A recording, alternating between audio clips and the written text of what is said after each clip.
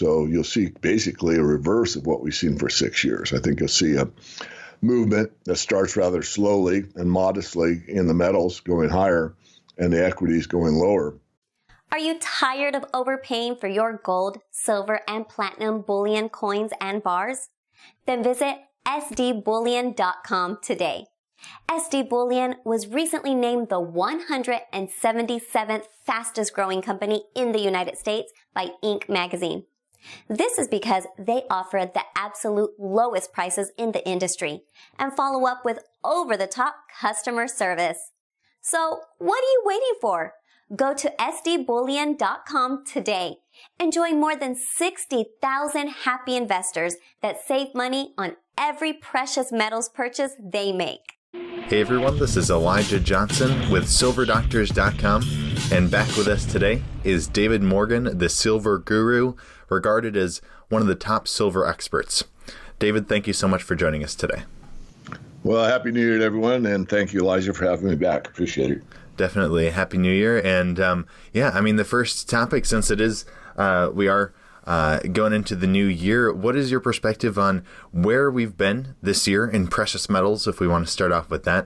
Gold is down 2% and silver is down 10%. Then also, where are we headed in 2019? Yeah, it's been obviously a lackluster year for the precious metals outside of palladium. And in fact, almost all the base metals except for moly and one or two others. So where we're headed, I feel like a broken record. And of course, forecasting, when I forecast, I'll give a forecast because everyone wants to know. But, like anything in life, I correct and continue, correct and continue, correct and continue. Having a pilot's license, when you plot a course line from point A to point B, no one, not even an autopilot, flies that perfectly. There's always constant corrections being made. So that's how I operate. So I think I made a statement like years ago that I saw the stock market at a high of around 22,000. And I know we've been well beyond that. We're actually down near that level right now. But I'm looking at a good year for the metals. And how good, I don't know. I think we could expect to see something like 10 to 20% in gold. Last year, near the beginning of 2018, I put a survey out on my Twitter feed, which is at SilverGuru22, and got a lot of responses on my Twitter feed. I asked who thinks that silver will outperform gold this year and who thinks gold will outperform silver. 75% thought that silver would outperform gold. 25% thought gold would outperform silver. Obviously, gold lost less during the year, so that's the correct answer. In a bull market, silver almost always outperforms, so that's one of the keys. So I know I've said a lot, Elijah. You can reel me back in, but I'm looking for stocks. I think they've peaked. I think we're going to see a mediocre to poor year for stocks, whether or not there's a continuing decline that's, monumental, meaning, 2, 3, 4% in a day or not continuing. I don't know. But I do think that there'll be a shift. So that's the main key takeaway. The main takeaway is that we're going to shift out of equities and into metals. I think that is going to take place in 2019. No, yeah. It was the worst year for stocks since 2008. So you're seeing that continuing? I am. Usually these trends, that's another thing about, what I do and how I trade. You're a lot better off letting the trend be established rather than do what's human nature, which is try to pick the top or the bottom or say it's going to get to X. You got to actually work with what the market gives you. But I think that's the case. I think this is going to be a major trend that overall equities down and metals up. Now, what are some of the main bullish factors for precious metals in 2019?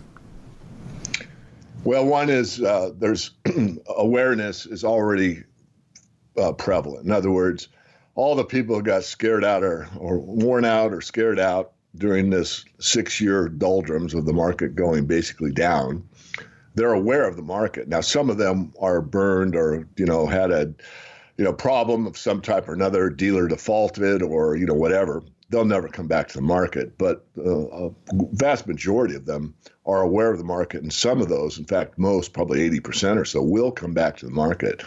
So that's one thing they have going for it. The other thing is managed money. Money managers know through Europe, but throughout the U.S. too. Not everyone uses a wealth manager in the States, but nonetheless, there'll be the momentum players. In other words, people see what's moving, what I just said a moment ago. They'll look for the trend. If the trend is established as a pretty strong trend, then you'll see more and more movement into the trend that's moving up and less into the trend that's moving down. So you'll see basically a reverse of what we've seen for 6 years. I think you'll see a movement that starts rather slowly and modestly in the metals going higher and the equities going lower. And of course, the bond market's always a big question mark as well. But I think the bond market, of course, is having its problems with an inverted yield curve and the Fed being somewhat dovish, but also promising more or less to have 2 rate increases next year. So almost everything is favorable. As far as any fundamental change, into like there's this big need for silver because of, this new whatever. I don't see that right now, although I'll be always looking for that. Gold, it's basically safe haven. You look at, China, Russia, they haven't slowed down. And the central banks actually haven't slowed down that much either. So even though it's maligned on the mainstream press, it's actually coveted by most of the central banks. They've been net buyers for quite some time. Now, regarding what the Fed will do in 2019, what is your perspective? Do you think they're going to be more dovish or hawkish? I think dovish. I think they probably will do 2 more rate increases. They're in a corner. They're in a box. They are really in a fix. I mean, in order for them to really have much ability to cut when they need to, when the recession is acknowledged by them, which will be about 6 months after it really is started, they don't have a lot of cutting they can do from this point on the interest rate curve. But, and they may raise it again a couple times, they really need to get, from historic standpoints to like a 5% yield. But I don't think they could go that high. So they can up it a little bit and then they can cut it from there, but it won't have much effect. What's really interesting, as almost anybody in this genre knows, is how much they cut interest rates to practically zero and how little real wealth creation was established. It was an asset bubble. The prices of pieces of paper with companies' names on them went higher, but the real physical economy really didn't benefit that much. And so this time they have less room to cut, and they'll probably get even less response out of an outpour of another QE or whatever they decide to do. So we're in a situation where most of us have talked about for years and years, and we get maligned by people that, well, it's never happened. Well, folks, it did happen. It happened in 2008. For a fact, we never really recovered, and we're set up for a situation very similar to 2008, and actually from a debt perspective and a derivative perspective, we're worse off than we were then, which means we're in a situation that once this manifests, it probably will be somewhat worse than what we already experienced in 2008 and may not be reconciled as quote unquote easily as it was in the last financial crisis. Now, you're mentioning how if we do see this, recession happening in 2019, that the Fed doesn't have much room to lower interest rates because interest rates are still very low. But they would have a lot of room, potentially infinite, to, do more quantitative easing. So what is your perspective on that? Can they come to the rescue through that medium? Well, yes, until it's defaulted on, because people default on the currency. They get print so much, people say it's becoming worth less, and it's becoming worth less, and it's becoming worthless. So they rather, buy something of tangible wealth like a jar of peanut butter or, some piece of clothing or some, soap product or cleaner or whatever, rather than hold on to it. So that's the possibility. Will that happen in the U.S. or not remains to be determined. The other aspect is the market could actually take over the yield curve, which hasn't happened in a long time. Instead of the banks basically having control, the bond vigilantes turn in force and say, even though you're paying me this, 4%, I'm making up the number. That's not where we're at right now. That's not enough. There's too much risk holding dollars right now. I want more. And that's a possibility. So I don't rule that out either. But in either case, you either default on the bond and you say, well, we can't pay these back. We're going to get, you're going to get 50 cents on the dollar. You're going to get zero or whatever happens. Or you just keep printing and printing and printing until the masses wake up to the fact that there's no way out, and the only thing that the government's going to do is to borrow more from the bankers until the currency is basically not trusted anymore. So you either quit trusting the bond market, or you quit trusting the currency market, and they're of course tied together, obviously, but it's a loss of faith. And a loss of faith is most likely in the currency sector. Jim Poplava did a study several years ago, and any non-backed monetary system, all have failed, by the way. So people that, anyway, I won't go down that rabbit hole. So all have failed. This one is failing. We're only arguing about the last 2 or 3 pennies worth out of the $1913. So think about that. But what we're arguing about is it going to fail, quickly, slowly? Am I going to be able to see it? And what do I do about it? And of course, all those are more or less to be determined. But what we do know from history is that you want to have an asset class, if you have assets to protect, that have shown to protect them during such interesting times. And if you don't, you want to be prepared for disruption in your normal supply chain, you as a household, meaning, your foodstuffs, water, electricity, whatever that might be. And I'm not predicting any of this is going to happen, although it's tending to trend that direction. You just want to be prepared, at least mentally, that there could be some times ahead that are more unpredictable than they are right now, especially if, as Bill Holter says, and he's correct, when the credit bubble bursts and you can't get credit to stock inventory or to get transportation to your next big box store, then all those goods don't get transported. So that becomes a transportation problem that's built off of the back of the credit system. So there's a lot of things that are intertwined that people don't really think about that could happen actually fairly rapidly once this trust is lost. And once it's lost, it's rather difficult to get it back. And that's why we came so close in 2008 to actually having a worse situation than we had. I mean, Lehman and Bear, two very trusted institutions one day, off the map the next day, more or less, within just a little bit of time. And so had maybe 3 or 4 more gone, that might have been enough that really solid institutions might not have been trusted, because people say, well, this one have all failed. Well, mine's next. I'm getting out. So, there's a lot of fear that can be generated from this stuff. And I'll just add on to that it's happened in the past. It is scary, or it could be scary, but it's nothing to really panic about, especially if you're prepared for something similar to what I'm outlining taking place. Now, will all this take place in 2019? No. Will we see a recession in 2019? Probably will, but it probably won't be acknowledged until 2020. So, David, when do you see this, next 2008 type of situation? I don't see it, Elijah, probably until 2022, 2023, maybe, somewhere in there. I think we have enough ammunition in the system and enough momentum. I mean, the stocks are so overpriced now, just to get to fair value, they have to get back to where they ended in 2008. So they have to go below that on an inflation-adjusted basis, because these numbers are meaningless these days because of the inflation that isn't really reported accurately.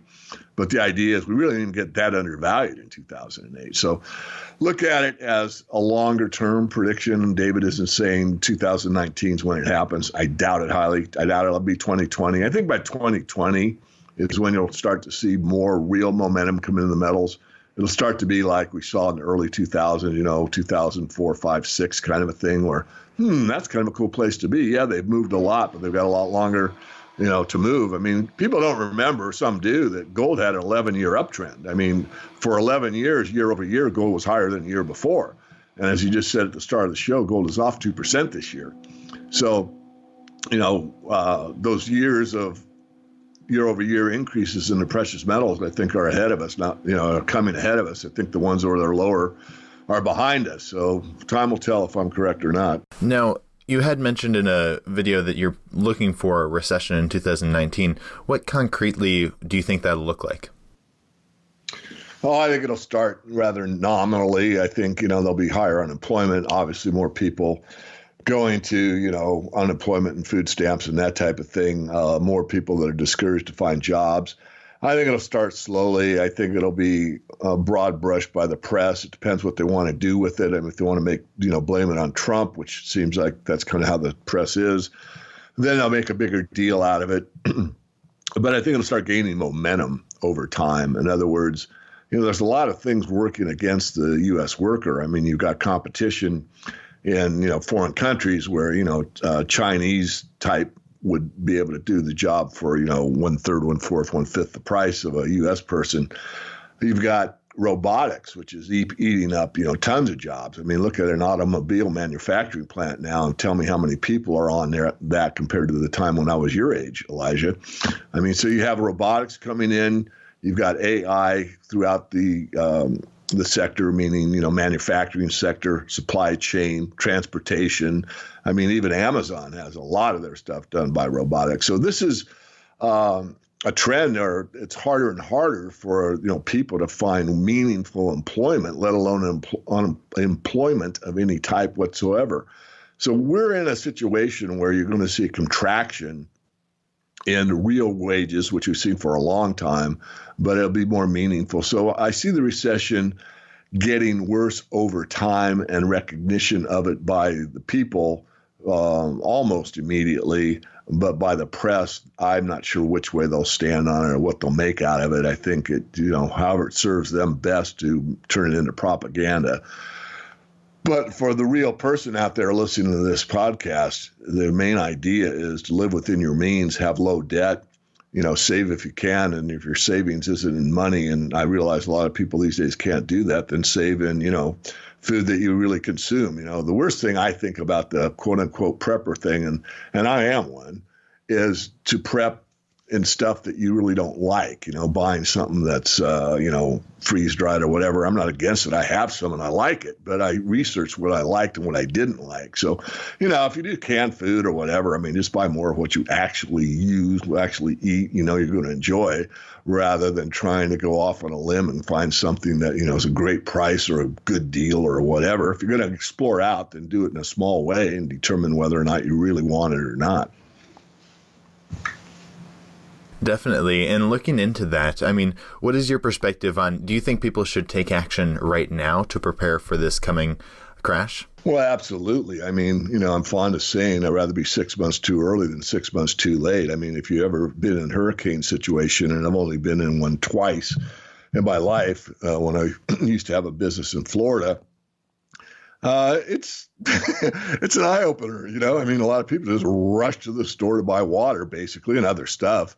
And so you want to be the one that's at home with your water. You don't want to have to fire up the car when the wind's blowing or it's raining sideways.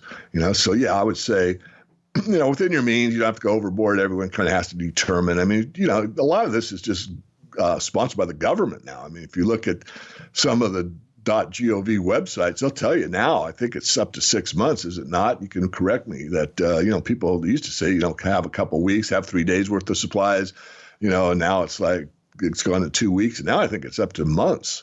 So I'm not sure what the government is trying to, send out as far as messaging is concerned. But nonetheless, I think they've increased what they used to say as far as the amount of days of preparation that you might consider. Definitely. I think that's something we can all consider. I guess before we let you go, were there any last thoughts you'd like to add? And where can we find you online, David? I definitely wish everybody a very happy new year. I want them to have a prosperous one. That's not always meaning in money. Prosperous can be, getting that job that you really like, or writing that book that you always wanted to write, or anything else that, you've got a fire in your belly to do. I suggest you, do it. It's a new year. It's a new time, and get on with it. I am going to be doing a video update that'll be public domain. It'll be on a webinar basis, and I'll be doing the markets overview for 2019. So kind of a graphic form of what we just did. I'll be looking at stocks. I'll be looking at the metals, be looking at bonds, be looking at the dollar, be looking at Bitcoin. Hopefully I can keep it down to about 20 minutes. So if you're not on the free list, get on the morganreport.com, get on our free list, and then you'll be notified when I have that webinar up, and you can participate. So that's it. I have nothing more to add. Thank you. Awesome. Once again, David, thank you so much for your time. My pleasure. Thank you.